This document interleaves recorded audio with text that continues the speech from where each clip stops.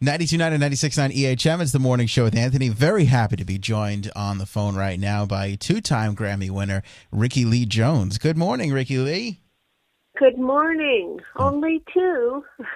Oh, listen, I've been wanting to talk to you for quite some time. Your career it has been amazing, and one to me that's admirable because you have the kind of career that I think every musician wants, where you come out of the box with a whole bunch of success, and then you spend the rest of your career doing exactly what you want. You never became a slave to anything. You always did what you want. I think that's the career to have.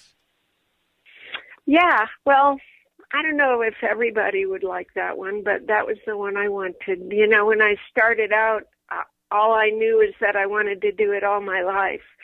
And pop music, you know, your life expectancy is about 5 years. So I'm really glad I'm still working, and I loved the early success. I'd like to have a little more late in life. Let's see what happens. Well, let's focus on your early success, because I look back to some of your early work, your first record, and I look at the list of musicians that were surrounding that record, and it's the who's of musicians, which doesn't really happen that often in music anymore, where artists want to get onto an unproven, commodity. Tell me a little bit about the first record and all the people you had coming in and out of the studio then. Well, I didn't know anything about those people. I was just, kid writing music, and the producers brought them in. I'm going to think that, maybe they brought them in according to the music that I liked, because I loved Steely Dan and Randy Newman. So these were people who had worked on singer-songwriters, or, even though Steely Dan aren't classified as singer-songwriters, they were prolific writers, and that music was based around great songs, Rickie Lee Jones is on with us here, morning show with Anthony, 92.9 and 96.9 EHM. Let's talk about the now. The Devil You Know came out so good. Oh yeah. I want to I want to know what made you want to do a covers record this time around, and what made you pick Ben Harper to produce. Well, let me be honest. I've done covers records because I haven't written, and I haven't written because I just wasn't ready. The dial has to move, and I have to have something to say, because it's an expression, but it's also a directive. It's telling me where I'm going. It's a gathering up and a pointing the way. To create a piece of work, I guess I wait until some part of me says now is the time to move to the next place. So I've had to do cover records. Now I say had to do because I love songs and it doesn't matter who wrote them. But as a business, in order to not live in poverty, I get to make records and I get to tour. And the recording part then is a challenge because I'm a singer-songwriter, but I haven't written much in the last 10 years. So how to make records of other people's work that are still somehow an indication of how I feel and who I am. One of the things I always like to do is to do something that's at least not like what somebody else did at the bottom line. So all that being said, I was thinking about these songs from the 60s because I like them so much, and songs that nobody covers because they're like anthems, from The Wait to Sympathy for the Devil. And so I was singing The Wait one day by myself in my house, and all the sorrow I was feeling and apprehension and fear about some things that were going on seemed to grow right out of the verse I was singing. And I thought, well, maybe I'm not writing now, but but all the things I feel are still coming out in songs. And so I made the decision to do that. And Ben Harper was a friend of the engineer Sheldon, who's a friend of mine. And so that just kind of came about because I had worked with him, with Ben just a little bit over the few years, writing a song together, but we hadn't actually met. And he sang on this great song we did, Old Enough, which started out one song and ended up another. And we had been on TV together, and what a gentle, sweet man. So that was how he was available for the brief time I needed him, and he came and did the job. And you know, I asked for him not to be there while I did the tracks, while I recorded, which is a funny thing to do, but he was like, no problem. After you sing, I'll come in and I'll listen and do whatever I think it needs. Wow. So you didn't, so the producer of the record wasn't even allowed to be there when you were, No. just when you were singing when you were singing. When I was doing, yeah.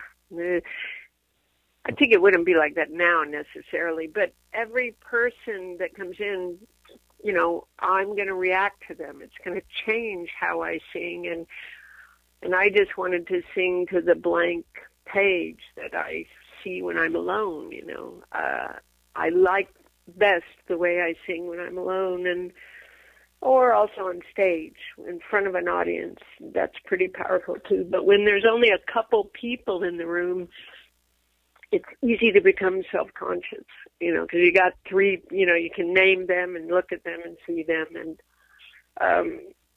so, you know, it's still a challenge. It doesn't have to be that way. I guess I write it that way, but that's how it is.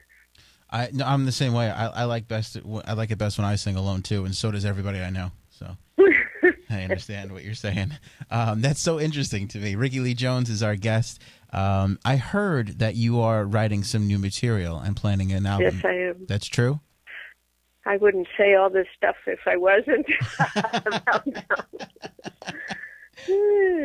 Yes, I am writing. I was just about to try to make another demo with this GarageBand thing. It is so time-consuming just to get you got to get the time track up, and then, I mean, it's a lot of work. I think the learning curve is, I hope it improves, because I'd just like to have a cassette player. Was there something that spurred the creativity in you to get back and start writing? Or? Well, I've been, you know, praying or asking or whatever word you want to do. I've been trying to call it, and when I moved, I left L.A. and, you know, said now is the time. It's time to move forward. And then I don't know if they've been floating in there and I heard them or they came along, but moving certainly helped, you know, taking myself out of LA, and everywhere I go, there's music. I mean, you walk down the street to get a coffee, a wedding parade comes by playing, "Hey, baby," and the bride is dancing in the street. Every house has a horn player. You know, you hear 12-year-olds doing their tuba scales. This is an inspired and inspiring place, and people say hello. And yes, LA is a problem between the traffic and the nice weather. You can't have nice weather every single day. It doesn't inspire creativity. You know, I kind of agree. It's just boring. Yes, I agree. LA is killing Rickie Lee Jones. I'm so glad you got out of there. That's awesome. Yeah, me too. The last question I have for you, which I think this is like the biggest honor ever. I don't know if there's anybody else who's done this, or the list has got to be very few and far between. 3 songs on Saturday Night Live that never happens. Oh, yeah. How did that happen? Oh, my gosh. Well, yeah. Well, you know, I guess this was for Pirates, and Pirates was going to be a big deal, I think. It had gotten I don't know if this had all happened yet, but it got a 5-star review in Rolling Stone, And I think I was really the big deal in singer-songwriterdom. I believe the record company, you know, if I said I need to do 3 because it's more indicative of what I'm doing, I don't even know anymore, you know.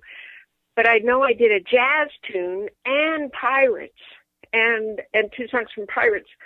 The unfortunate thing that happened, I think, on a personal level, is nobody should have that much power. And on a physical level, I got the flu. The whole band got the flu on the plane from Nashville. We got into New York 2 days before. I was in the doctor's office the day before that show, so sick. And I feel like, you know, the golden, sparkly, and also the show, you know, that had launched my career had taken place on Saturday Night Live. So they loved me. And I think Lauren still, you know, has a special place in his heart for me. But they were like, wow, we launched this career. We really want to make it happen for her. This is what I'm thinking, because I wasn't really part of the conversation except to say, this is what I have to do in order to do it. But I don't think it had much sparkly thing. I think I was sick.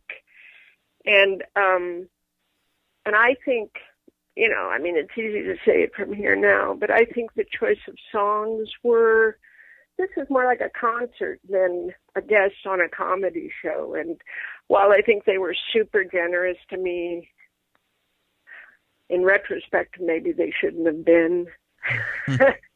No, come on. I did that Woody and I think I did Woody and Dutch. I just don't remember. And I think I did a piano tune, and I think I did a jazz tune.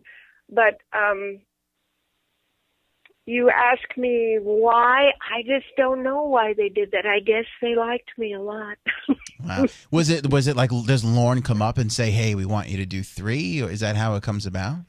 No, I think I probably said I want to do 3. And they said, wow, that's a lot of time for you to do. And then, you know, hey, if I don't do 3, I don't want to be on. This is what I'm going to guess happened, but that might not be what happened, because I've forgotten this. But when I think of how I was, you ask me how I got my way all those years, you know, it wasn't by smiling. It was by saying, this is what I do, and if I don't do it my way, I don't do it. And so if they want you, then they go, okay. And sometimes that works. You know, you're fighting for integrity. Or I think of Neil Young. Other times it doesn't work. Other times, and when I say it doesn't work, it's just that whatever it is you're doing at the time isn't really resonating. Mm. And it's part of your path you got to go on. But I don't know. You know, I'm pretty super critical of me, and I look forward to the day when I'm old and look at my images, you know, and my career and go, what a sweetheart. But right now, I still look at me and go, oh, come on. You can do better than that. You know, but I want to be generous and loving with myself as I am with others, and forgiving and encouraging. I think I'm, just by saying it out loud, I think it's probably a flower that's going to bloom, you know. It's just you got to get old enough to just be able to step back from all your intention and look at your life and go, good job. You know, because we're so ensconced in our, you know, in the moments of our lives and what we want to have happen, we hardly ever step back and go, wow, you are a busy girl. Look at you. And say, good job. Yeah. Until, you know, until you're dying or something, hopefully. You know what I mean? Yeah, I know. You got to tell yourself you did a good job once in a while, because in my case, I assess myself so often by what I didn't do right. So I got to go, yeah, that's all right. It's written by God. You know, you can't do anything wrong. You did it okay. Yeah, I want you to tell yourself that when you're working on the GarageBand later today. Yeah.